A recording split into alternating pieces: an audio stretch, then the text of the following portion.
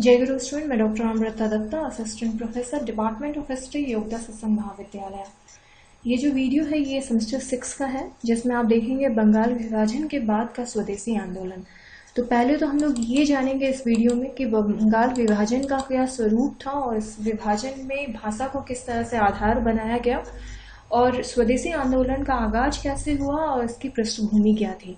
परंतु इसके बाद के दो वीडियो में आप स्वदेशी आंदोलन के बारे में विस्तार पूर्वक अध्ययन करेंगे। परंतु सबसे पहले हम लोग ये जान जाएं कि बंगाल विभाजन के बाद स्वदेशी आंदोलन ने तय कर दी कि देश की आज़ादी भी बहुत इम्पोर्टेंट है या बहुत जरूरी है आगे स्वतंत्र सोच को आगे बढ़ाने के लिए।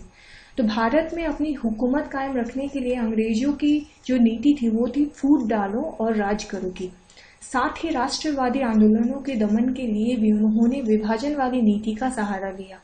वर्ष 1905 में ब्रिटिश सरकार द्वारा बंगाल विभाजन का कदम उठाना इसी दिशा में उठाया गया कि वह बंगाल जो भारतीय राष्ट्रवाद का तब प्रमुख केंद्र बनकर उभर चुका था, परंतु विभाजन करके उसे तीतर बितर कर दिया गया। ऐसे हुआ विभाजन ऐसे हुआ बंगाल का विभाजन कि ब्रिटिश सरकार ने सर्वप्रथम 3 दिसंबर 1903 को बंगाल के विभाजन का प्रस्ताव यह तय कर दिया कि यहाँ के विशाल आबादी के कारण प्रशासनिक व्यवस्था सुचारू तरीके से नहीं चल पा रही है और इसके कुशल संचालन के लिए बंगाल का विभाजन करना जरूरी है। हालांकि सभी जानते थे कि इसका उद्देश्य तो दरअसल बंगाल में सिर उठा चुके राष्ट्रवादी आंदोलनों का दमन था, क्योंकि इसका प्रभाव देशव्यापी हो रहा था। सबसे इम्पोर्टेंट बात है कि विभाजन भाषा के आधार पर हुआ था, जैसे कि बंगाली बोलने वाले की जनसंख्या 1,70,00,000 की थी और हिंदी और उड़िया बोलने वाले 3,70,00,000 की संख्या में थी। इस तरह से बंगाली भाषा वाले बंगाल में बंगाली ही अल्पसंख्यक बन गए।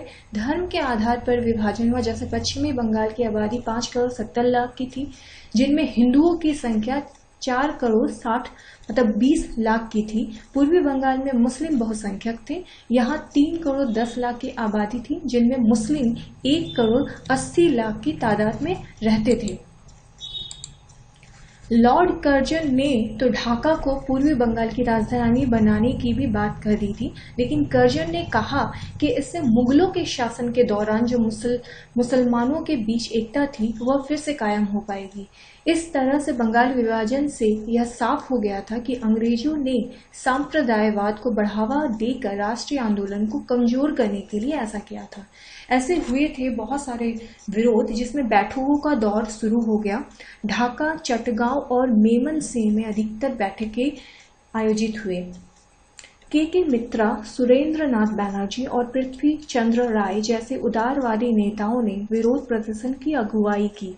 बंगाली संजीवनी व हितवादी जैसे अखबार निकालकर बंगाल विभाजन के प्रस्ताव की आलोचना की गई। प्रभावी हुए बंगाल विभाजन, जिसमें 19 जुलाई 1905 को बंगाल विभाजन की घोषणा हुई। 16 अक्टूबर 1905 को बंगाल के विभाजन की औपचारिक घोषणा हो गई। इस दिन को आंदोलनकारियों की ओर से शोक दिवस के रूप में मनाया गया। वंदे मातरम गाते हुए नंगे पांव पदयात्रा भी निकाली गई। पूरे बंगाल में इस दिन को रविंद्रनाथ टैगोर की ओर से राखी दिवस मनाया गया और एक दूसरे को राखी बांधी गई। स्वदेशी आंदोलन का आगाज हुआ, जिसमें स्वदेशी आंदोलन को बंग भंग आंदोलन के नाम से भी जाना जाता है। बंगाल विभाजन के अगले ही दिन सुरेंद्र नाथ बैनर्जी और आनंद मोहन बोस के नेतृत्व में 2 विशाल जनसभाएं हुई। स्वदेशी आंदोलन और बहिष्कार आंदोलन का बिगुल फूंक दिया गया। एक ही दिन में 50,000 रुपए भी जमा कर लिए गए। स्वदेशी आंदोलन की व्युत्पत्ति क्या थी, इसे भी आपको जानना चाहिए। जैसे कि स्वदेशी शब्द संस्कृत से निकाला है। संस्कृत के 2 शब्दों का संधि या संयोजन है। स्व का अर्थ है स्व या स्वयं और देश का अर्थ है देश, इसलिए स्वदेश स्वयं का देश होगा और स्वदेशी विश्लेषण रूप का अर्थ होगा अपने देश का। ये बहुत इंपॉर्टेंट है कि इसकी व्युत्पत्ति यानी स्वदेशी नाम किस तरह से पड़ा। सबसे पहले तो हम ये भी जान पाएंगे कि स्वदेशी आंदोलन की सबसे महत्वपूर्ण पृष्ठभूमि क्या थी। तो स्वदेशी आंदोलन शुरू करने की श्रेय सिख नामधारी संप्रदाय के बाबा राम सिंह कुका को जाता है, जिनके क्रांतिकारी आंदोलन 1871 से 1872 के आसपास बढ़े थे। नामधारियों को बाबा राम सिंह द्वारा केवल देश में बने कपड़े पहनने और विदेशी वस्तुओं का बहिष्कार करने का निर्देश दिया गया था। नामधारियों ने लोगों के न्यायालय में संघर्ष को हल किया और ब्रिटिश कानून और ब्रिटिश अदालतों से पूरी तरह से परहेज किया। उन्होंने शैक्षिक प्रणाली का भी बहिष्कार किया, क्योंकि बाबा राम सिंह ने बच्चों को ब्रिटिश स्कूल में भाग लेने से प्रतिबंधित कर दिया गया था।